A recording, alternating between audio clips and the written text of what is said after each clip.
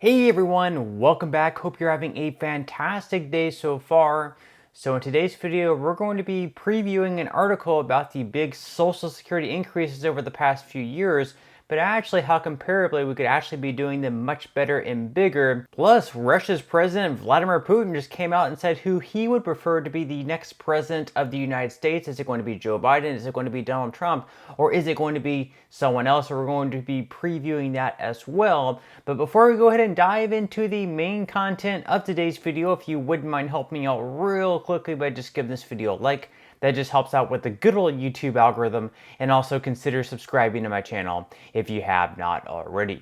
Plus, if you would like to receive up to $9,000 in free stocks or $9,000 in free cash, in a pinned comment below, I will be leaving a link to Webull. All you got to do is once you click on that link, is just open up a free account and then deposit at least 1 penny. At that point, Webull will be sending you at least 3 free stocks worth, once again, all the way up to $9,000. And if you'd rather just have the cash, all you have to do is just, once you receive those free stocks, is just sell them for whatever they're worth and then transfer the cash value right back to your bank account. Okay, so diving right into our lead story of today's video, and that is Vladimir Putin coming out and saying who he would prefer to be the next president of the United States. Is it going to be Joe Biden? Is he going to say Donald Trump? Well, he just came out and said he would actually prefer Joe Biden, of all people, to become the next president of the United States. So according to CNBC, Russia's Putin says he prefers, quote, more predictable Biden over Trump in U.S. election. So Russian President Vladimir Putin said he preferred Joe Biden as the next U.S. president over Republican frontrunner Donald Trump, who fell under intense scrutiny for his relationship with the Kremlin during his presidency. Biden is more experienced and more predictable. He's an old-school politician, but we will work with any U.S. leader elected by the people, Putin told a journalist. So let me know what your thoughts are in the comment section below. Why do you believe that Putin prefers Biden over Trump? Is it for any reason in particular? Let me know what your thoughts are below. Plus, Joe Biden just came out and said that we need to go ahead and pass that aid package that did pass in the Senate, where we had 22 Republicans join almost all the Democrats for more aid for Ukraine in their fight against Russia, and then have some aid going towards Israel, Gaza, and pretty much all over the world, everywhere except here in our border, of course. So according to AP News, President Joe Biden on Tuesday called for House Republicans to urgently bring a $95.3 billion aid package for Ukraine, Israel, and Taiwan to a vote, warning that refusal to take up the bill passed by the Senate in the morning would be, quote, playing into Putin's hands. He said, quote, supporting this bill is standing up to Putin, raising his voice in strong comments from the White House as he referred to the Russian leader. We can't walk away now. That is what Putin is betting on. But the package faces a deeply uncertain future in the House, where hardline Republicans align with former President Donald Trump, the frontrunner of the GOP presidential nomination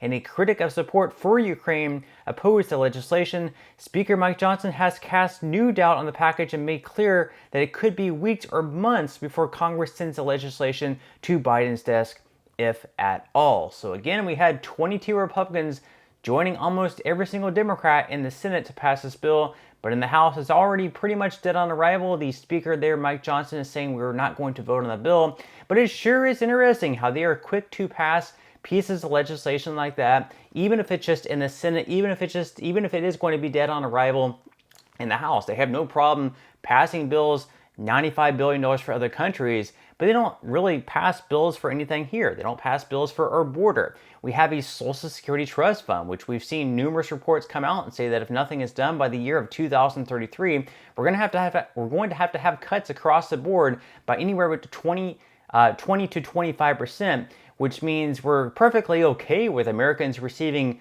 drastic hundreds of dollars lost in their Social Security checks if nothing is done. But we have no problem sending money overseas to other countries to help them fight their wars. It just really doesn't add up. And we're going to be previewing this article here by the National Review, really just putting things into context and really, bolding things out and, kind of comparing numbers of what we're able to spend on certain things. Yet for Social Security, it just doesn't seem like lawmakers really care at all about fixing this issue. So according to the National Review, those cost of living adjustments to Social Security add up quickly. So the cost of living adjustment for Social Security that kicked in on January 2024 is 3.2% for Social Security benefits and SSI payments. That comes out to about $59 per month on average per beneficiary, according to AARP. With roughly 71 million Americans collecting Social Security between pension payments and supplemental security income recipients, that comes out to about $4.2 billion per month. Over 12 months, that comes out to $50 billion. The previous year, the Social Security Administration announced an eye-popping 8.7% increase in benefit checks for seniors. That came out to about $145 per month on average for about 70.3 million beneficiaries. That adds up to about $10.1 billion per month, or $121 billion for the year. For perspective, the current argument in Congress is roughly $95 billion in aid for Ukraine, Taiwan, and Israel. So again, just putting things in perspective here, we have no problem passing a bill with overwhelming support. We had 70 plus senators vote yes in approval of this bill out of 100, yet we can't give this money for our border. We can't give this money towards Social Security, a trust fund where, again, people are going to be having benefits lost by hundreds of dollars if nothing is done. That's because their benefits are going to be cut by 20 to 25%, yet we have no problem dishing out even more money and more debt to other countries.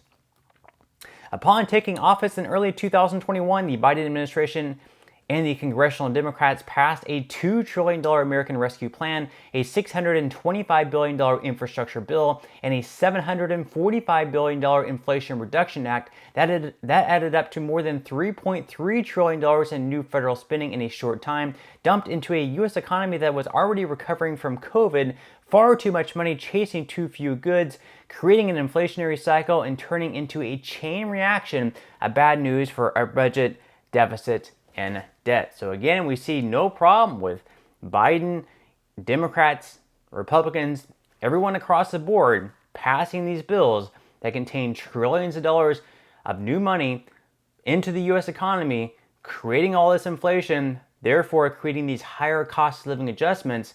So we have no problem spending this money on, infrastructure, the Inflation Reduction Act, which in many cases, a lot of people came out with studies that showed that it actually wasn't going to reduce inflation at all.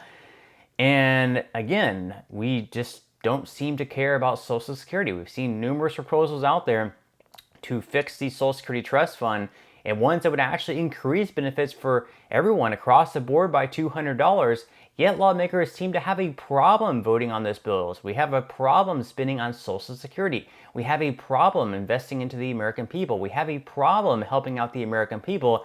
Yet again, as we see in this bill, $95 billion for Ukraine, Israel, Taiwan, and other countries. We have no problem passing a bill like that, as proven by 72 senators out of 100 senators voting yes in approval for that bill. Yet when it comes to Social Security and everyone else, no votes, nothing. Doesn't seem like they really care. But let me know what your thoughts in comments are below. Do you believe the same? Do you believe that lawmakers in Washington just don't care about the American people? They would rather be sending all these funds overseas and not helping out Americans here at home. Let me know your thoughts in comments below. But that's all we have for today's video. I certainly hope that you enjoyed and found value out of it. If you did, again, I would greatly appreciate if you could give this video a like. Consider subscribing to my channel if you have not already. And I will see you in the next video.